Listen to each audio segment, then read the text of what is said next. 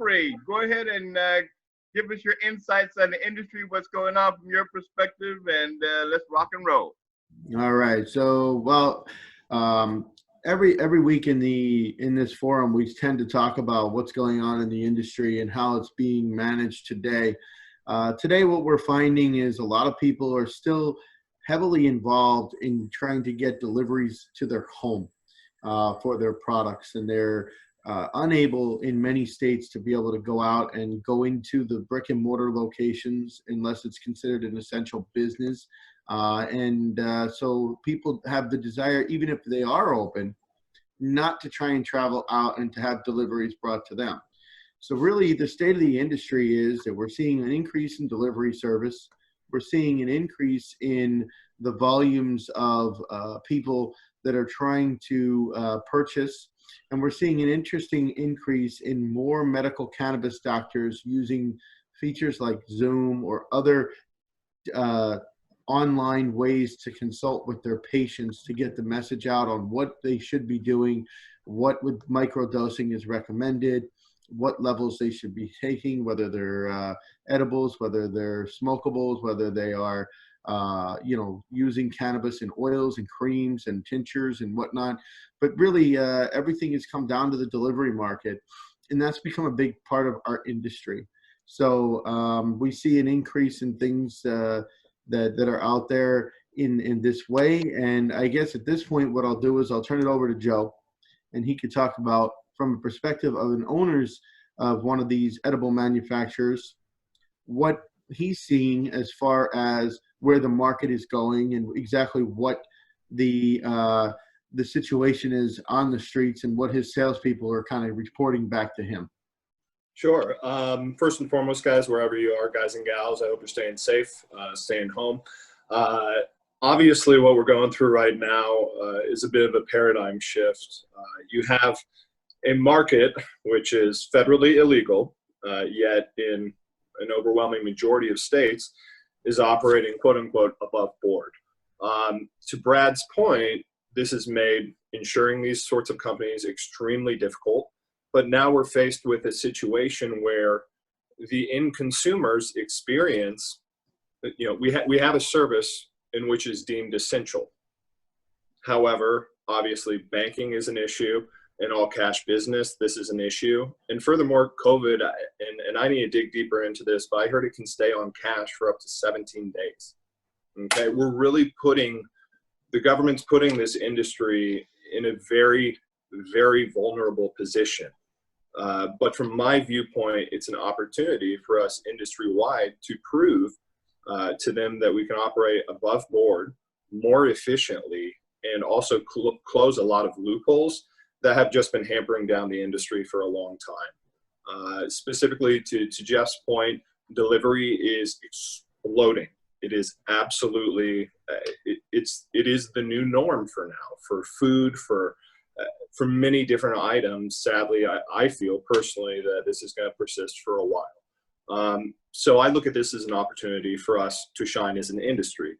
I know in certain states they have granted 90 to 120 day delivery licenses for people. They don't want that to go fully into effect, but folks, I think we really need to start searching for that solution immediately. One solution that I would love to implement into my company personally, and if any of you have any knowledge to this, I saw a really neat bit about these delivery vehicles which have actual slots, okay? And to my knowledge, it hasn't fully rolled out yet, but it's in the works. You can access that safety deposit box of sorts with your own personal order, okay? To get into that box, you either have to have a retina scan or a fingerprint scan to access it, okay? For me and my money, one, this is technologically awesome. Two, it really does provide a viable solution for the industry wide. Again, the transparency is what we're all looking for. For me and my money right now, as an industry, what we're up against is being deemed critical services, yet not being given the same incentives for being available to our people. Okay, so that's issue number one. Issue number two, we can actually prove it now. We can prove it works. We can close the loop. And for me, I really hope that this will wake people up to that. Although this is an illegal industry, we can operate like all other businesses and actually save people time, money, energy, and most of all, make the end consumer experience better.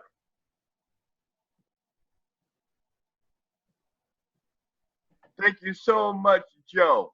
Again, there's a lot going on in the industry. It is fluid, it is dynamic, it is ever changing. I think the legislation will eventually catch up, but there's tremendous opportunities in this sector. Can you touch a little bit more about your company in terms of what you're doing as a manufacturer and how you see that, the edible space changing, and how people are more looking towards using edibles as opposed to consuming smoke? Absolutely.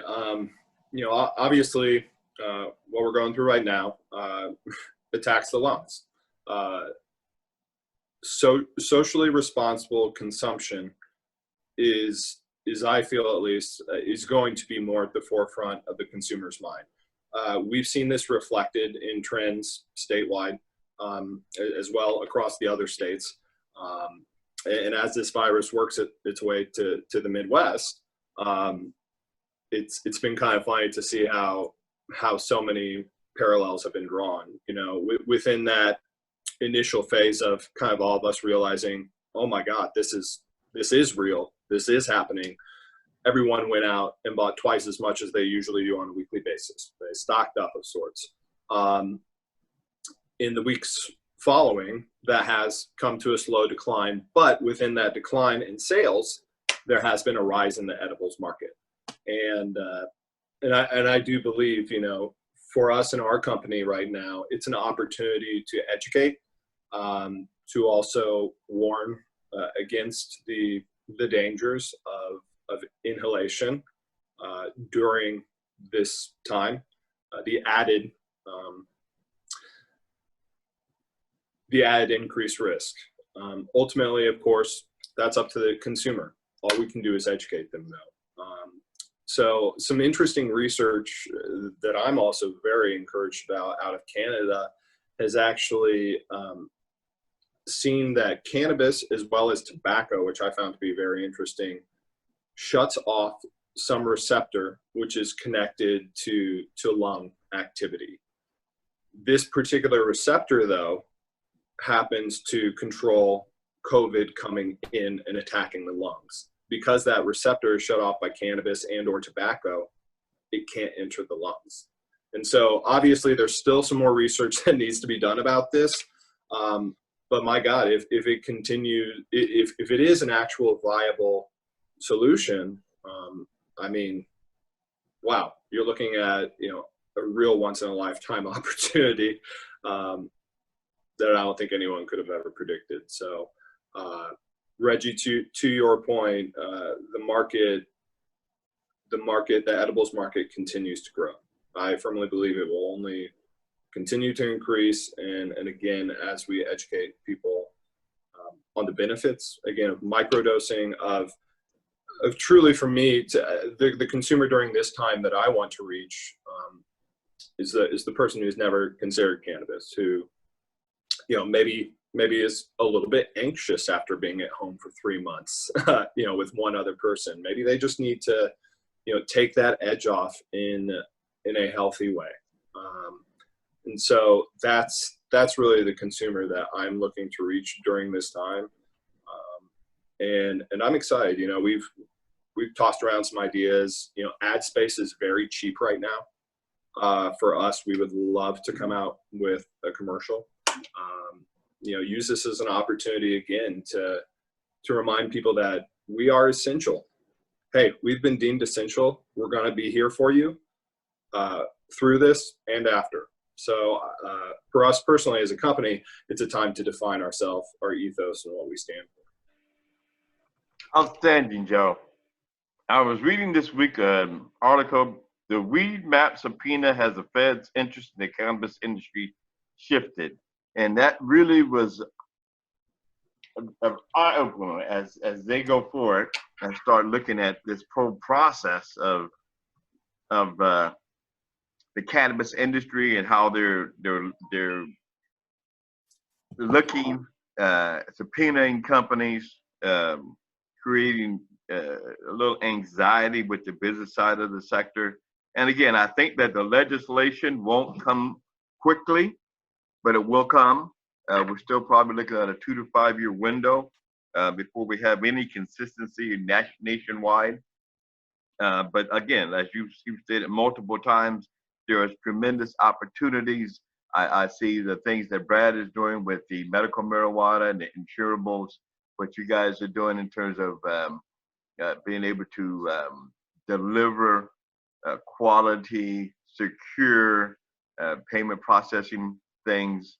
I see what the Oshun is doing in terms of working towards his company expanding and in the deliveries marketplace. So again, there's tremendous opportunities. There are definitely going to be some challenges, but business is always about challenges and overcoming those things. So let's shift back to Jen. One more thing before we get off that topic. Let me remind everybody, today we're in a trying time. Today, the cannabis market is considered essential. Today, a lot of people are out of jobs. The cannabis market is a place that people can gain employment right now. Everybody needs to realize, because your primary job may have shut down, out of business, just a public service announcement that the cannabis market is open, stronger than ever, and still employing millions of people. So just to keep that in mind, during this tough time, people that are looking for work, turn to the cannabis industry.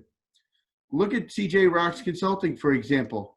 We still are helping people create new solutions. If you're a delivery company, what you want to know about is the way that we can have your deliveries cashless.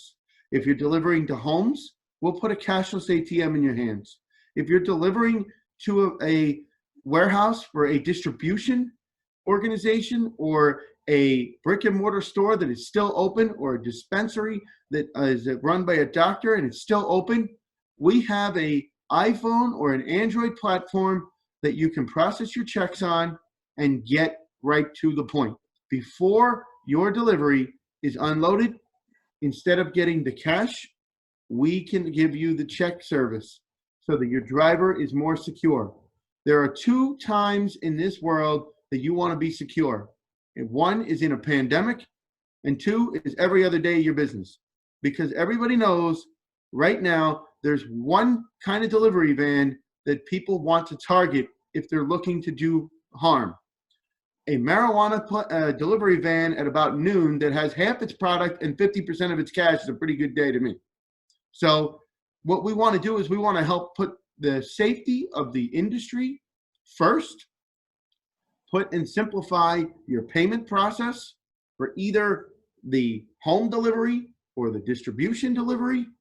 And we are able to make that seamless transition so that you can know you're going to get paid, keep your employees safer, because at the end of the day, what our goal is very little cash coming back. That saves you time, it saves you money to count the cash. And then also, on top of that, what you want to do is focus and make sure that you just know that your driver is safe, secure, and 0 issues, because there's no cash left and there's no product left on that van by the end of the day. So having said that, I hope that that kind of helps. Let's keep in mind the cannabis industry is a big employer right now. We are going to help stimulate the economy. Moving on from that subject, let's talk about other things in the cannabis industry, such as the maturation of the CBD market.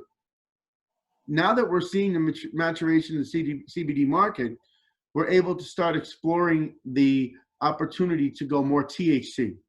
And people are becoming increasingly THC friendly. States are becoming increasingly THC friendly.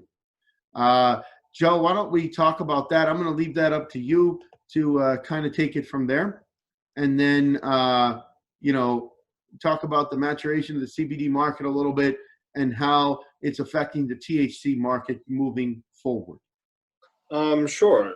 For me and my money, I've always viewed CBD as the bridge to people experimenting and having an open mind about the use of THC. Just being educated on the benefits of CBD alone, I feel sparks a curiosity that will inevitably lead down a rabbit hole that does have some science behind it. It's out there, it's available, but sometimes you have to dig, and sometimes you have to put decades of misinformation aside. So to that point, I think as seniors, the let's say the 45 and up market, these people are primed and ready and probably have either dabbled and or experimented with cannabis at one point in their life. But again, as the tide continues to turn, there's a reason why. Taking a step back, I always just think about how funny it is that cannabis is the only industry that operates, quote unquote, above board, but illegally at a federal level, and has like one of the largest economic contributions to society. It's like, that's kind of crazy to me. But again, the tides are turning, numbers are continuing to increase. Ballot initiatives are very strong in multiple states. And before long, we're going to have all 50 states saying that we want this in an overwhelming majority, and a government which is saying no. The question is why? I think everyone in this conversation knows to a certain extent, but again, what can we do to not necessarily convince people, but to just relay information that is actually factual? And I feel that comes from human experience. Speaking personally, it's my belief that the quote unquote non-believers, it takes knowing someone. It takes a personal friend, a family member that has had an experience in which cannabis saved their life. I so happen to be one of those people. I had herniated discs, I got hooked on painkillers, and a lot of people in my life did not agree with my decision to try cannabis, to experiment with it. But in the end, it ultimately allows me to be here today. And anyone who loves someone can't just look at that experience and say there's not something to that. So for me, those experiences are driving the legalization. And again, I think it's opening up this kind of Pandora's box to, hey, you don't have to actually get high to get well. And so for us at our company, a big emphasis on our medications is that, we provide for microdose to megadose, from that person who just wants to take off the edge at the start of their day with 25 milligrams of CBD and just 1 milligram of THC, a microdose, to amplify that medical benefit of the CBD. That's the target audience that I am going for. That I want to make believers out of those people. And so we've partnered and gotten into some white labeling discussions with about 2 or 3 companies that are specializing in that 45 above, 60 above demographic. And so I'm really excited to again explore and see what speaks to these people from a marketing standpoint, and also just continue to hear more and more success stories. And the bottom line is legal cannabis is one of the fastest growing industry in the United States as well as the world. Again, it's newly legal, and the industry shifts from the black market to the mainstream. It experienced unprecedented growth. Building an industry from the ground up takes a lot of hands. The cannabis industry has attracted entrepreneurs of all stripes, from cultivators to distributors to tech experts, all of whom want a piece of the multi-billion-dollar pie. While the industry has already experienced rapid growth, projections suggest it's still in its early stages. With seemingly nowhere to go but up, you might be considering launching a marijuana business of your own, and this is a tremendous time to invest in a company, to look at the opportunities for you to start your own company, to really try to get informed and educated about this industry. And this is a complicated space, both due to its youth and the legal circumstances surrounding it. This cannabis industry startup guide is all about, or our discussion is all about educating people, helping people to understand the dynamics of the process, understand that there's a plethora of opportunities available for each and every one of us. And anybody that really is looking to invest in this space needs to look at, as Joe said, those that are in the upper ages. One of our employees at the factory, the manufacturing plant we have downtown, is about 80 years old, and she uses it every day.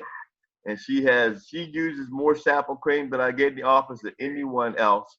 And she's always my person that says, I love this, I hate this one works, this one doesn't work. I'll tell you, get me some more of this one. Again, that is going to be a tremendous growth sector as people mature. And we know that many people have experimented with smoking marijuana and doing all kinds of things. But the bottom line is we are going to see this become mainstream. It's just a matter of positioning ourselves and our companies to take advantage of the unprecedented growth. Mr. Gambrell, give us your 2 cents.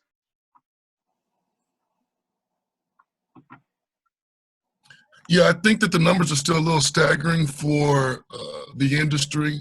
I think that as far as with all of the unlicensed collectives that are in the state of California, that's where I'm at right now. So I have a little bit of an understanding of the heartbeat.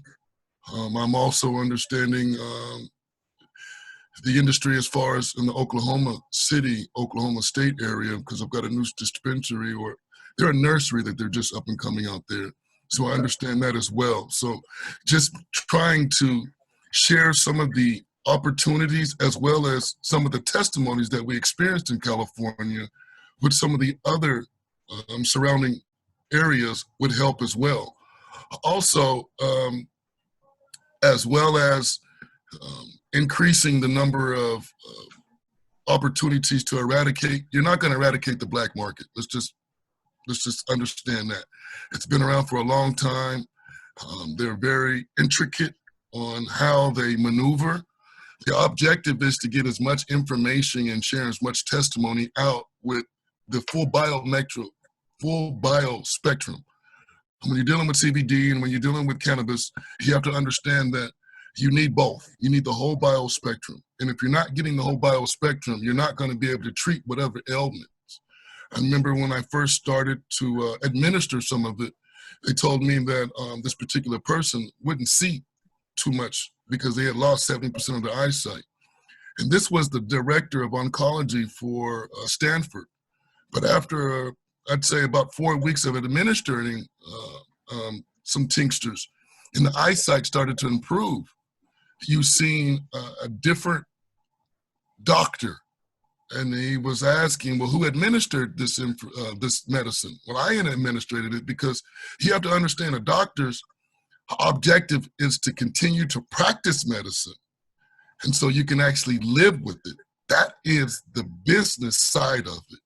But those who have an understanding and have those family members that have been affected through some of the man-made diseases, we understand that if we change the diet, we change someone's diet, as well as change the nutritional supplement, the body can rejuvenate itself. It takes 365 days for the body to rejuvenate itself. And so that means that you have to stop putting the carcinogen in your body and start putting good nutrients in your body. And it doesn't happen overnight. And because of it's so new, there hasn't had so many testimonies that have people sharing that this nectar has helped their families. So I think more people that are coming, and as we all know, more people that are coming on board are not just the 45-year-olds, it's the baby boomers, the 50-year-olds, because they've been listening to the doctors for the last 30 years and they're still in the same predicament. So in order to do something different, you have to, in order to expect something different, you have to do something different to expect different change. I'd love to piggyback on that, PC, because I do think, you know, at least for our company in Oklahoma, you know, our ethos is around total wellness. And I love how you explain that it doesn't mean just taking a gummy or taking a tincture. It takes a total effort. And that's one of the objectives of our company, is to promote total wellness. You know, it is crazy because so many people are starting again. I'm going to go back to the marketing side of things. You mentioned, you know, the testimonials. For us as a company, it's been difficult because, as you well know, there's certain language that we are censored from actually saying because we don't have the data, we don't have the science behind it.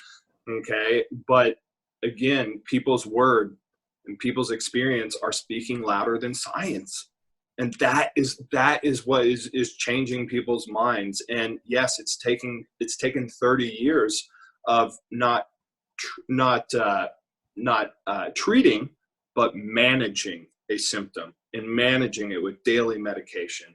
That again is, at the end of the day, is not handmade. It's not from the earth. And for me, it's amazing. You know, I'll share a personal story. I have a 99-year-old grandmother, okay?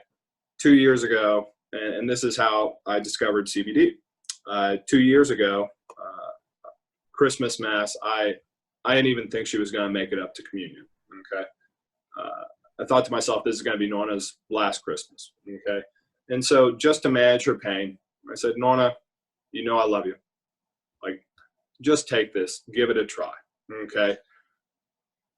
The journey that she went through over a month to 2 month period, I can't even begin to tell you like how beautiful it was to see this woman who, you know, admittedly she's afraid of painkillers. She's taken them for so long, but to see a relief, to see a smile, to see a change of pace, you know, to see her bowels finally able to function, it's those type of personal experiences that one has to experience and just can't be described to convert people, in my opinion. But again, to your point, the challenge with marketing, certain censored language, how do we navigate that?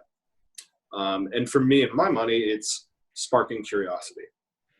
You know, it is telling the first person experience in not a scripted way, but with very, very specific language that can be allowed, and again, can spark that curiosity. So, Oshun,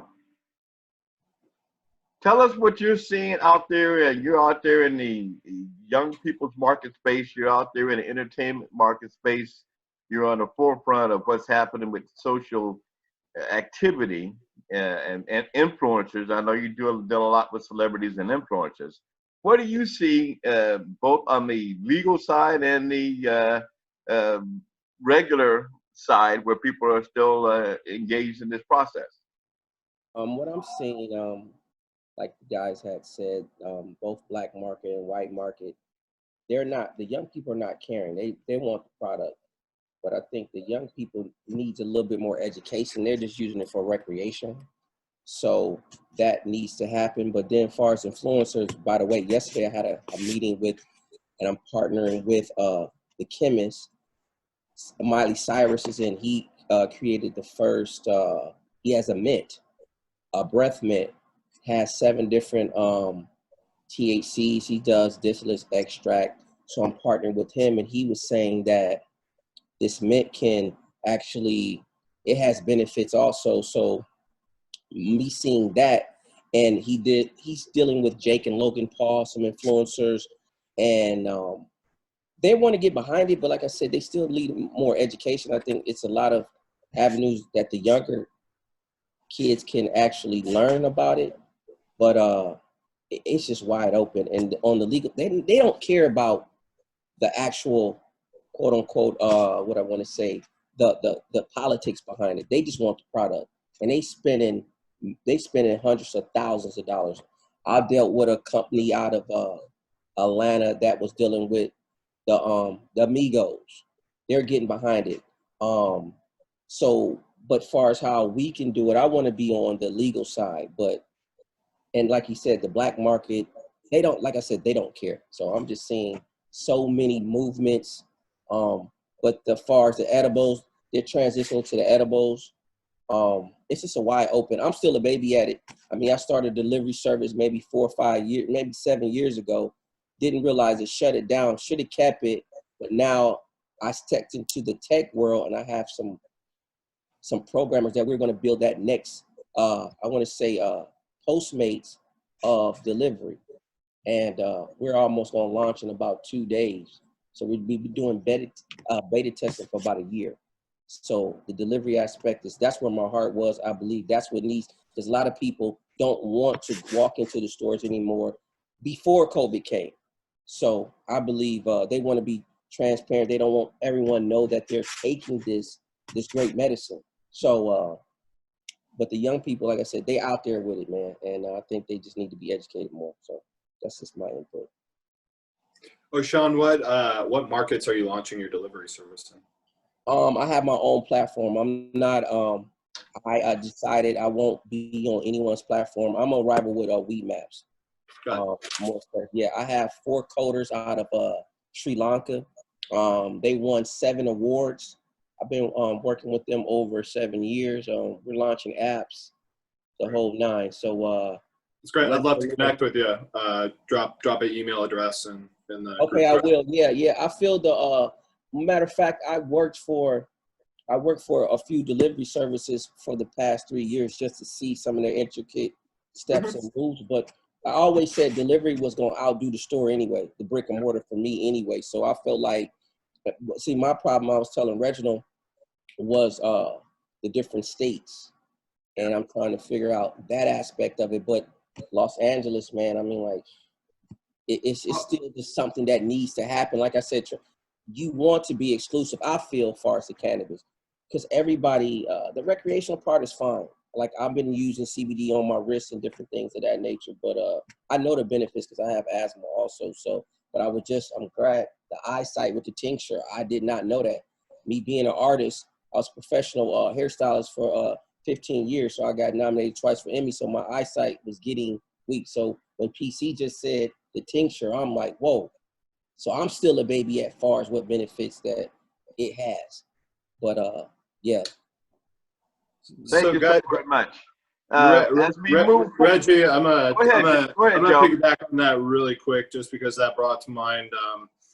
Jeff and I attended a conference a couple months ago in New Jersey, and for the first time, I saw a clinical cannabis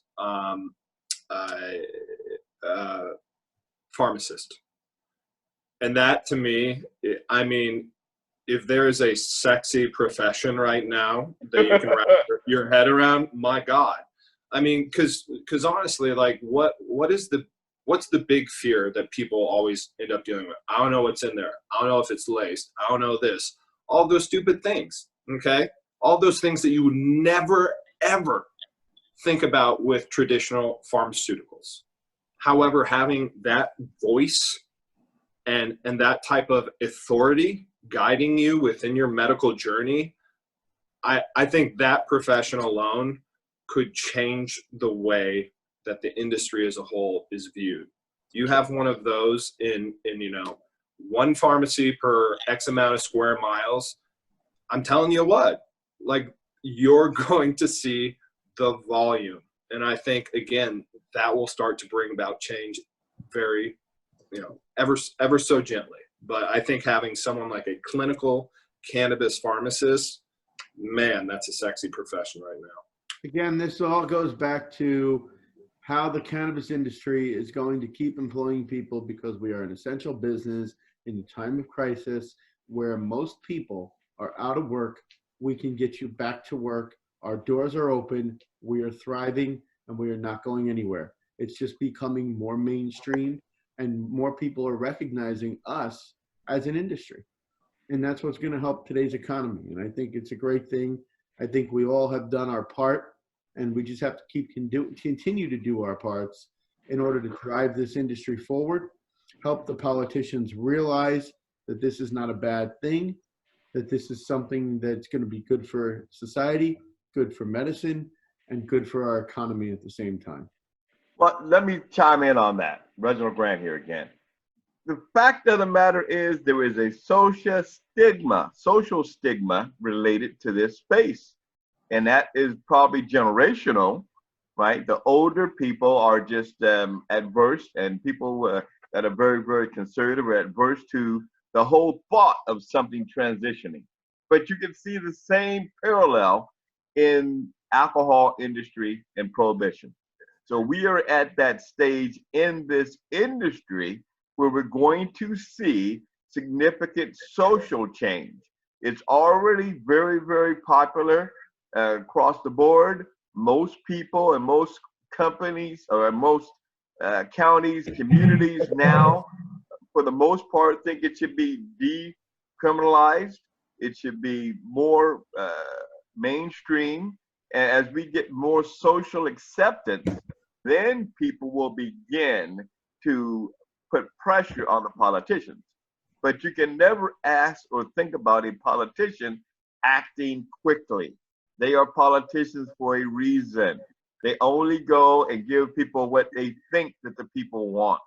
And so the people's voice is speaking, but it isn't speaking loud enough yet. And it will continue to grow.